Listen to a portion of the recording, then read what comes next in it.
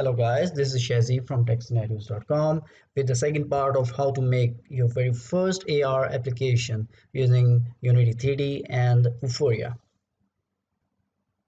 In the first part, we learned how to integrate Vuforia with Unity3D, and we made a very simple application which just scans our image and displays AR content on it. In this part, we will move further with AR development, and we will change this cube with a model of very simple 3D character having a lot of animations. And then we will do two things. First of all, we will make our application user interactive using fixed GUI elements, and then in the second step we will make our application user interactive using GUI elements placed on top of our image targets. So let's get started.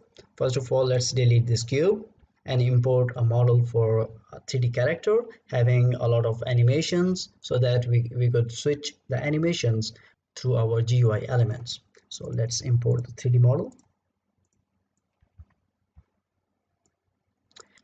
You can download this 3D model from the asset store, and it is free and it has all the things that we need.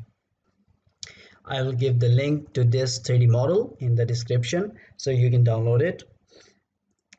Let's drag the 3D model into a scene.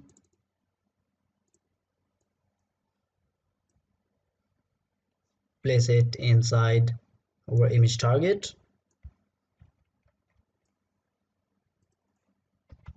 Scale it 1:1:1.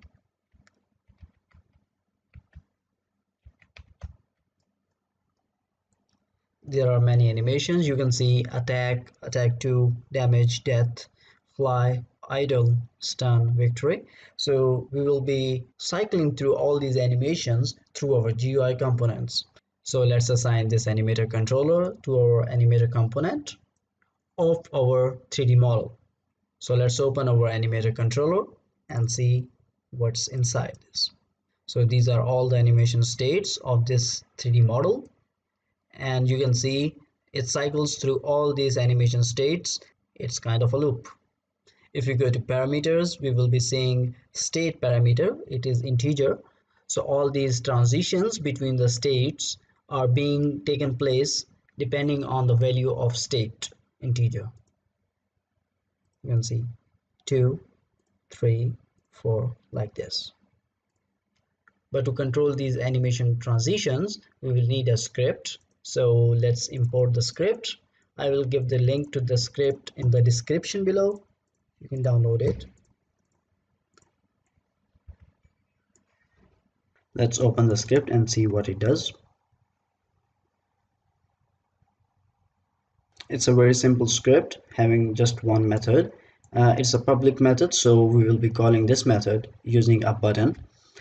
And whenever this button is pressed, this state integer, which is controlled by the animator controller, is increased by 1. You can see here.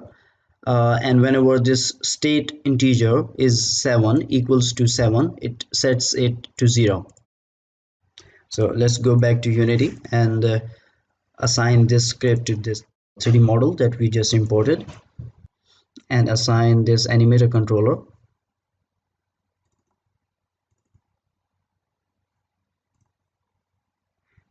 to the animator component. As I told you in the start, first of all we will be making the GUI, which is static, which is on screen. So let's create a canvas, UI canvas, and inside this let's create a button.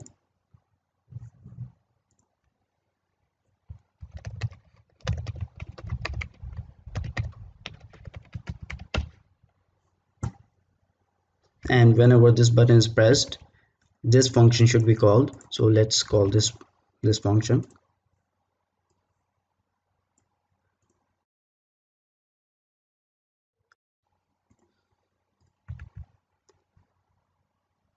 And change its position to upper left.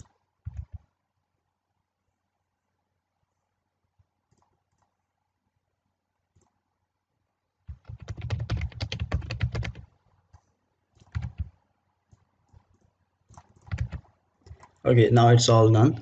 Let's play and check how it does the job.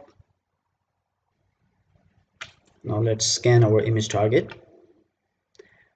You can see whenever we scan our image target, and whenever it recognizes the image target, it displays the 3D model that we just created. And when we click this button, change state, it actually changes the state.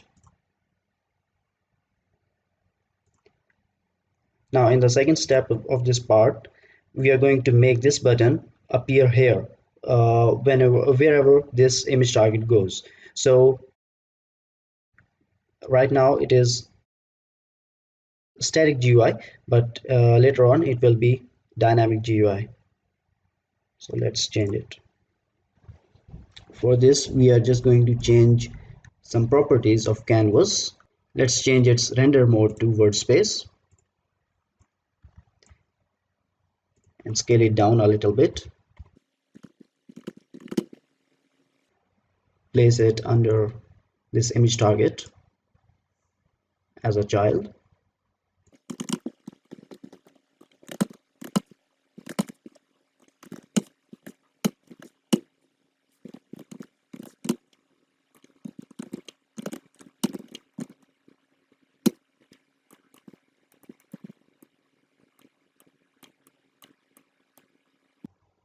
Now let's duplicate this button to all these corners of this image target.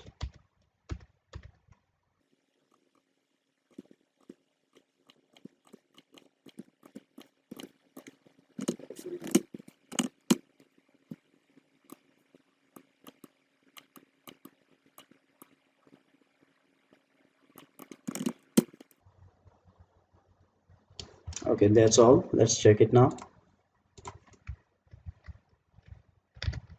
Oh yeah, let's change its position to a little bit up. Now let's test it.